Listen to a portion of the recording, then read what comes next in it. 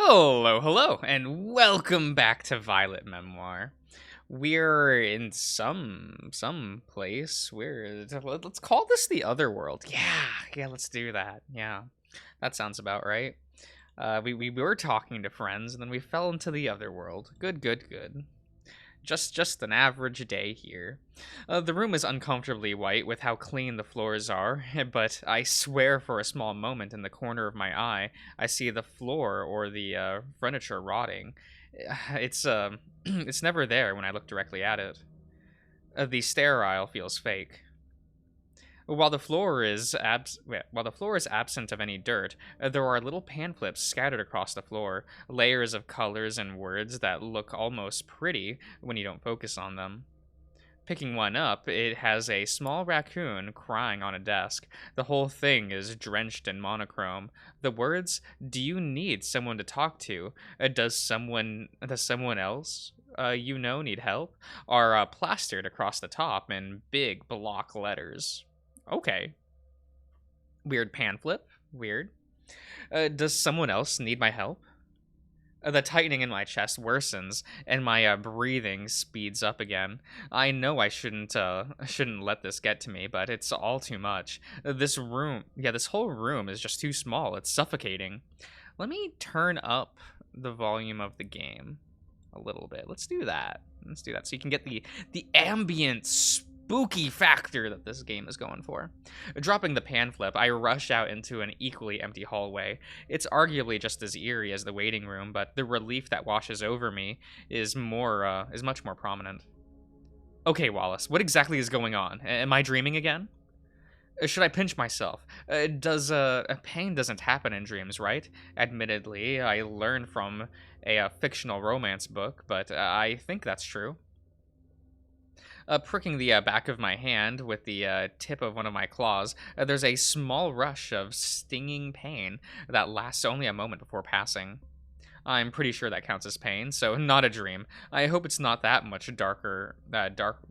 It's not the much darker option of kidnapping, but regardless of what it is, I need to get out of here.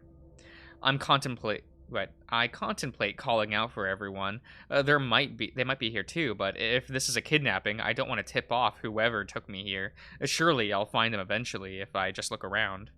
Pulling out my phone, there's a brief moment of relief that it's not missing or being taken, but that's quickly dashed. I hold down the power button, expecting a burst of light, but the phone stays black. Charge your fucking phone. Oh my god. I say that, and my phone is at, what's the battery life? 37%. We're pretty good. It's functional for the rest of the day. I don't need the charger just yet. I will overnight, though. Oh shit, it must be out of power. Shoving it into my pocket, I bring my focus back on getting out whatever the hell I am. Creeping my way down the hallway, the desolate hospital refuses to acknowledge my presence. There's no sound other than the light cracking of my claws against the tile floor. Nothing moves, nothing makes a sound, and that makes it so much worse. It's like there's nothing standing behind me, waiting for me to turn around. Turn around. What am I thinking? After a minute of nothing happening, I slowly move into a more casual walk. I can't release any of the tension in my body, but walking at a snail's pace isn't going to get me out of here faster. The sterile scent in the air feels suffocating and inescapable, like it's going to be burned into my nose. I just need to get out of here or find the others. Anything but being here alone. Speaking of the others, I really hope they're all okay. There's a part of me that wishes Oscar would come bursting through the wall and save me, just like he promised last night. I know he meant it to, and he'll come. There's a little voice in my head telling me how awful I am for thinking about Oscar over everyone else, but I can't stop because no one knows how to calm me down like he's able to. My eyes land on one of the pan flips littering the shelves, looking for anything to take my mind off of the complete isolation in this horror movie. It has an otter standing triumphant, something about being able to try your best due to health, but all I can focus on is how much that reminds me of Oscar. The otter here is much younger and has a Lelth? Lilth? Lilth? Lilth? What is this word? A build, but the energy is radiates is so much as a strong resemblance, full of confidence and optimism. But it doesn't fill me with hope. That he's standing in the sun is just a grim reminder of that hollow look Oscar had outside of the pool after the argument with his coach. Thinking like this is shaking my resolve, and I know I shouldn't dwell on negatives when I'm in the situation. I'll shut down if I do, but I can't help it. I really wish you were here.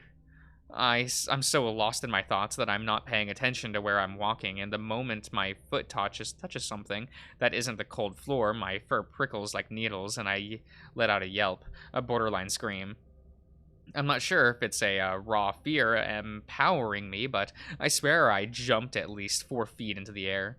On the floor, another little pan flip lies, but my attention is focused around it because the surrounding area looks much dirtier, and for a split second, it looks like it's spreading. Staring at it longer, it's very clearly not moving, but there's a sinking feeling in my stomach that if I look away from it, it will grow and consume the rest of the floor like a festering infection. Despite the ominous circumstances, my curiosity gets the better of me, and I pick up the folded paper, yes.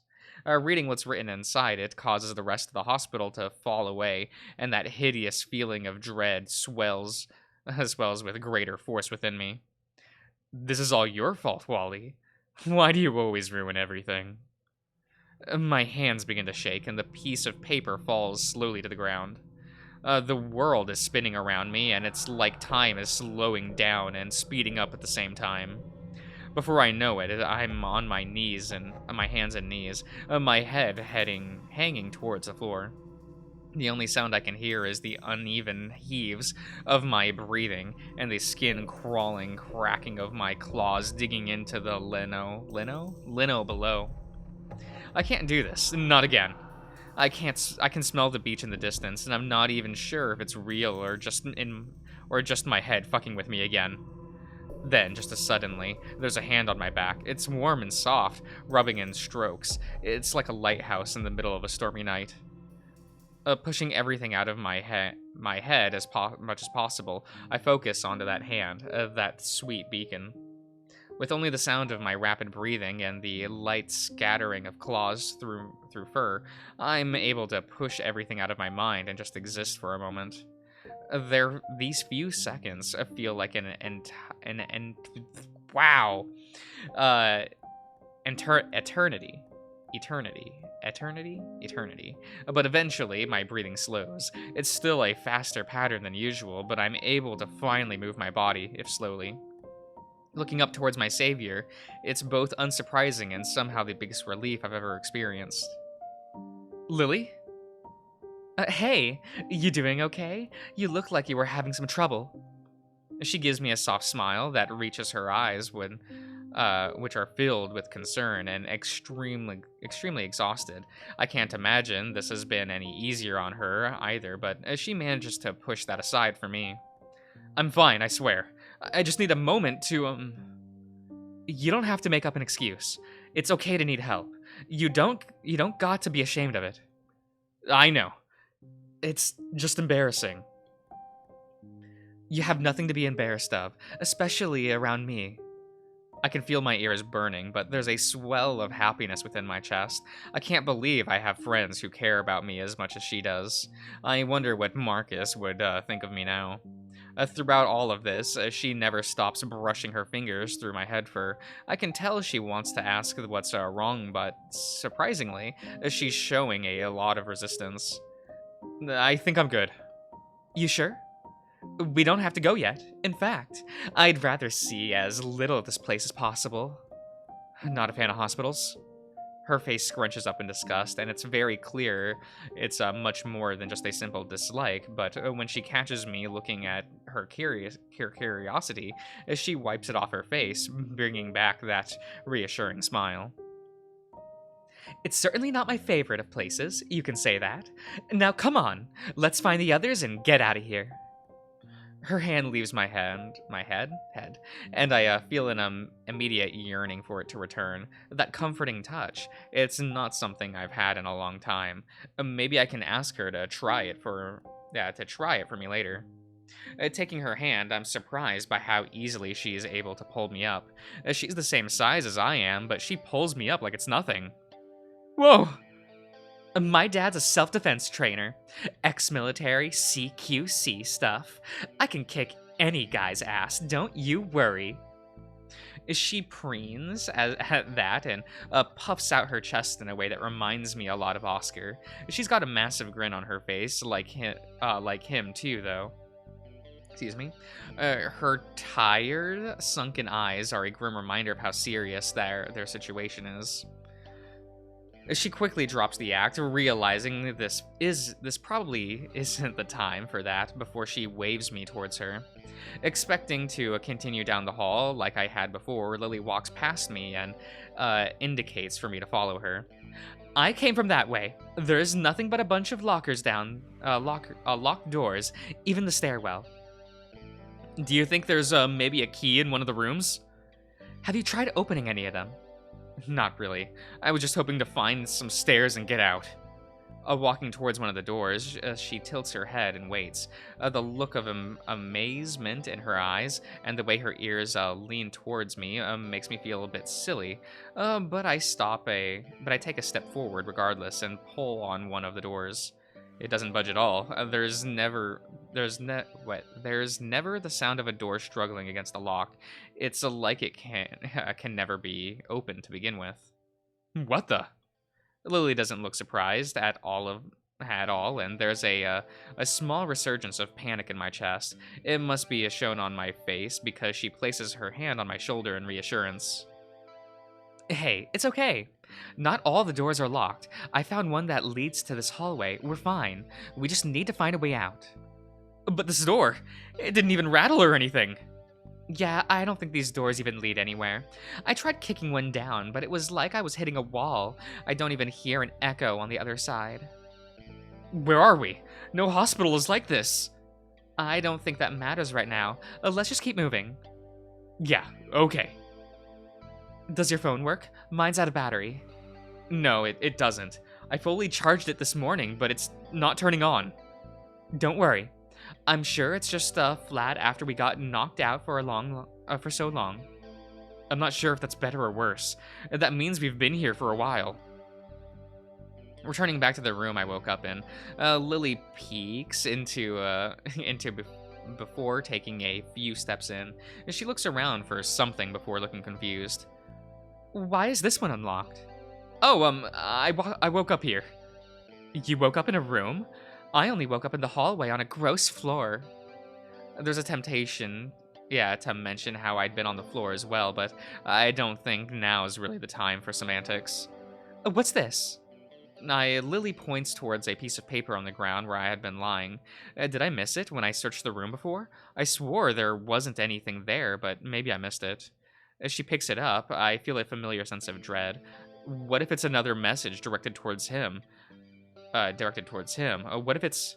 She turns it over, and it's just a small photo of a blue flower sitting in a thin glass vase. Below the photo, written on the blank space, is the words, "Where have you been?" Where have you been? Oh... I'm hoping Akihiko still says something like that in Persona 3 Reloaded, you know? Just, where have you been? I also, really need, deep in my Kokoro, I need him to say, I've been waiting for this! When we do a follow-up attack. If that's not in Reloaded, the game is absolute garbage. I'm returning it. Now I'm gonna buy it on PC, because it's only on PC and Xbox? That's a little weird. Or maybe I'm wrong about that, I don't know, I haven't really checked. It's very beautiful, and nothing like the taunting message I received. But Lily's gone silent with a somber expression on her face. It's subtle, and she's able to keep her ears from drooping, but that smile she wears turns a darker shade of bitterness. Bittersweet? Bittersweet. Are you okay? Looking towards me, she gives me a small nod before putting the photo on the nearby desk. It stands out amongst the piles of pamphlets. Yeah, I'm good. It's nothing, just reminds me of something I haven't done in a while. I'm about to ask her for more details when she motions towards the door, moving and waiting beside it for me to follow. Let's go find the others. I bet Lucas is freaking out. I should ask her what's wrong, but I don't think now's the time. We should be focused on finding the others. So I nod and follow her out of the door to the out and down the hallway, checking doors as we pass them for any give. No luck so far. Oh, those areas like high ceilings. Okay, kind of nice, kind of spooky. I don't know. I don't like high ceilings, but I also don't like tight hallways. I'm a little weird. I'm a little. I like familiarity, you know? I don't like going to other buildings. I'll just sit in my room and never leave. I'm one of those kind of people. After what feels like 10 minutes of walking down numerous corridors, we reach a stairwell that makes me excited to finally have anything other than just endless white hallways with fake doors. Looks like we're finally getting somewhere. Lily has quickly gotten back to her cheerful self. I can't understand how she's so calm and composed at the moment, let alone smiling. I feel like I'm 2 steps away from a panic attack. Things are going to be fine. Don't worry. She must have sensed my thoughts because she's now resting her hand on my shoulders and giving me that sweet, concerned smile. Yeah, okay. Everything will be okay. No need to worry. Trying my best, I give her a very shaky smile. It's not very convincing, but she plays along regardless, pulling away and gesturing to the stairs. There we go. Hopefully these lead somewhere. At the bottom of the stairs, we're confronted by 3 different hallways. By the signs above them, they each lead to a completely different department. The left hallway leads to the physical rehabilitation therapy department. Shut up, guys. It's fine. I did great. I've never even broken a bone, let alone had to have physical therapy. That sounds terrifying. The hallway directly opposite them leads to the emergency room. That place surely has an exit, right? Patients need access to it from the outside. I can't help but be reminded of Oscar's argument with his coach at this moment. It's such a random thought, but if what Coach Mays said is true, then there is a chance Oscar is overexerting himself, and a lot. Would he need to be taken here if he collapsed because of it? Would I even be able to lift him there? I don't think I could move someone as large and muscular as Oscar in a hurry. The thought that Oscar could be in front of me and needing my help, but I can't do anything about it is horrific. Steadying my breathing, I take deep, slow breaths until I'm feeling a little more calm and move on to the next corridor. The final hallway on the right looks to lead towards the Speech and Language Services Department. That's new to me. I've never heard of this area before. It's an emergency area for helping those with communication problems if you need to improve your speech skills or have some kind of restriction. Oscar mentioned having a friend with mutism. I'm sure he's gone through speech and language therapy. Lily must have caught my confusion because she clarifies it quickly. I'm not sure I'm completely understanding, but I get the gist of it. I don't really know anything about hospitals. I've never really had to go in one before. It's just something I've learned. I've visited Everwinter Hospital a fair share. Any reason when... The layout of this place doesn't make a lot of sense, but then again, I don't think a lot of this does. Best to just roll with it. She cuts me off and replies with a jokey tone, but it's clear that it's a topic she doesn't want to pry into. I don't think Lily would ever get angry at me for asking, but I don't want to push her boundaries regardless. Returning my focus to the situation, I turn towards Lily and can't stop myself from wringing my hands. My entire fur coat must be standing on end with how tense I'm feeling. Which way do we go? The AR will definitely have a way out. It's an entrance for people needing an emergency after all, but we might want to look around to see if we can find the others. There might be people near the exit. Plus, thinking about Oscar passing out and being taken there is still in the back of my mind. I can't stop the thoughts of lying of him lying on the ground in the hospital, needing help, but there's no doctor or nurse to help him. It's a stupid, irrational thought, but it makes me take a few steps into the hallway.